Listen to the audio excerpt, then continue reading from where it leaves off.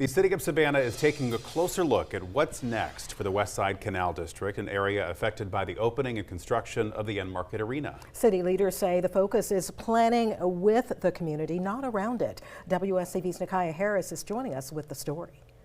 Yeah, Ben and Tina, and this has actually been years in the making. City officials say planning started about 5 years ago as the arena was coming together, and now the focus is on what kind of development neighbors actually want to see. Now, city officials say they worked directly with residents to help limit negative impacts and look ahead to revitalizing the area.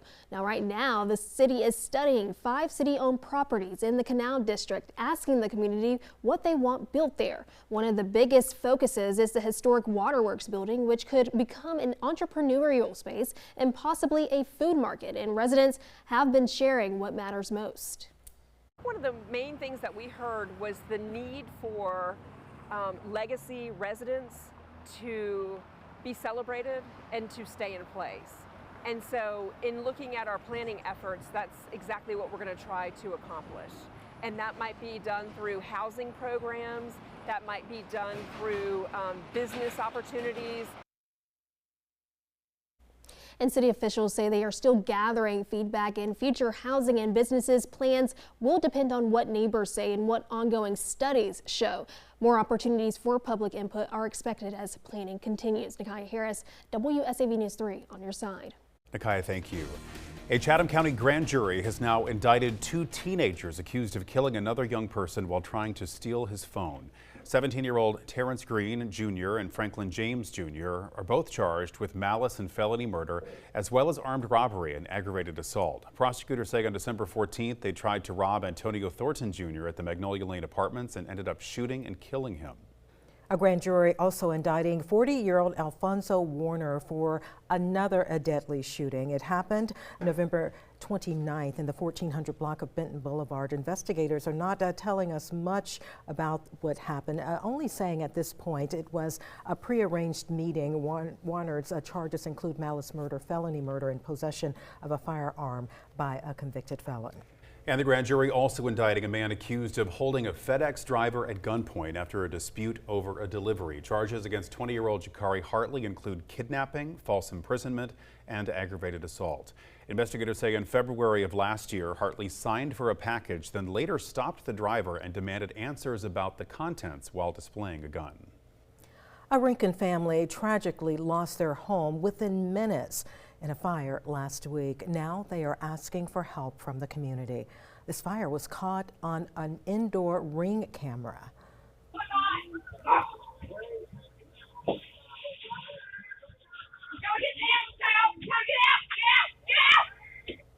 Haley Cooper telling WSAV Haley Cooler telling WSAV it took 30 seconds before the home filled with smoke, about 2 minutes before it was burned to the ground. She says her 3 family members, all with disabilities, had to try and get themselves and multiple pets out as quickly as possible. Everyone did make it out safely, but their home is not livable.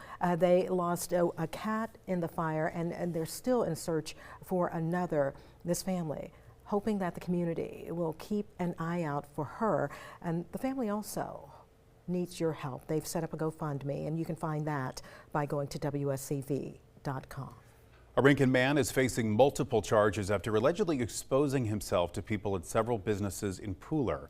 Pooler police say the 37-year-old Clarence Wright Jr. faces multiple charges, including public indecency and child molestation. We're told at Panera Bread he touched a baby and exposed himself in front of a family.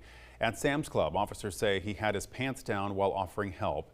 Another woman told police she saw the same thing at the Sonic Drive-In with kids in the car.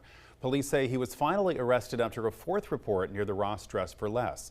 Reports show Wright also tried to run from police while they were changing out handcuffs. A new healthcare facility opened in Statesboro today. Its aim is to meet local students where they are. WSAV's Evan Smoke has this story, and he talks about the first school-based health center in Bullock County's school system. A grand opening was held this morning for the Langston School-Based Health Center, a healthcare facility that will provide accessible service to students and staff of Langston Chapel Elementary and middle schools. It won't replace the traditional school nurse's office, but rather provide a new and convenient option for those who need a higher level of care. We are a fully functioning doctor's office pretty much. We can do blood work, we can do vaccinations eventually. We can see them for sick visits, well child visits, sports physicals. That a doctor's office would perform, we can perform here in this office. The funds for the project came from a $1 million grant from the Georgia Department of Education. Bullock Schools was only one of 4 districts statewide to receive funds. Healthy kids learn better. Research shows us is healthy kids have better attendance in school, healthy kids are more focused in school, healthy kids have better graduation rates. So if we can provide the access, we're providing the opportunity for that success. The facility is also a partnership with East Georgia Healthcare Center. Its Chief Operating Officer, Peyton Fry, says this location isn't their first school-based venture. We're very excited. It's our 6th school-based site. We hope that this continues that pattern of bringing high-quality care to anybody in need. We hope the partnership with Bullock County school system continues to grow to foster a healthy learning environment for all. Fry adds that he hopes Langston is the first and not the last school-based health center in the county, but no plans for other locations have been announced just yet. Reporting in Statesboro, Evan Smoke, WSAV News 3, on your side. February is American Heart Month, raising awareness for heart disease, the leading cause of death for both men and women in the U.S. WSAV's Danielle Cobb spoke with a local doctor about the importance of paying attention to your heart. Don't skip a beat when paying attention to signals your body gives you, especially with your heart, which health officials say is vital to keeping a healthy and happy life. Heart disease is still the #1 killer in America.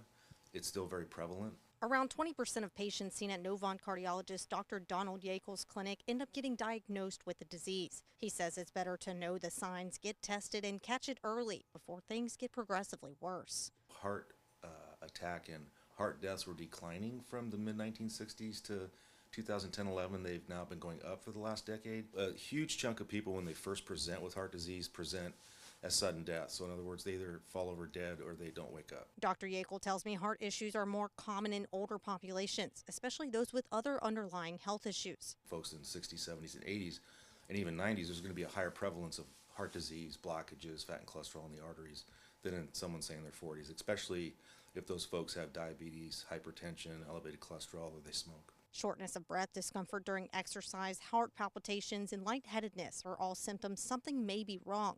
If you frequently smoke and eat a poor diet, he says that can also contribute to higher chances of issues within the vital organ. Do everything in moderation. There's no reason that you can't have a piece of pizza. There's no reason that you can't, have a steak once or twice a month. It's just portion control for a lot of people, and just keep that in mind.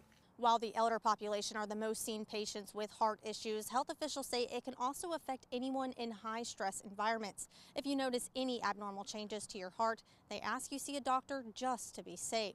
Danielle Cobb, WSAV News 3, on your side.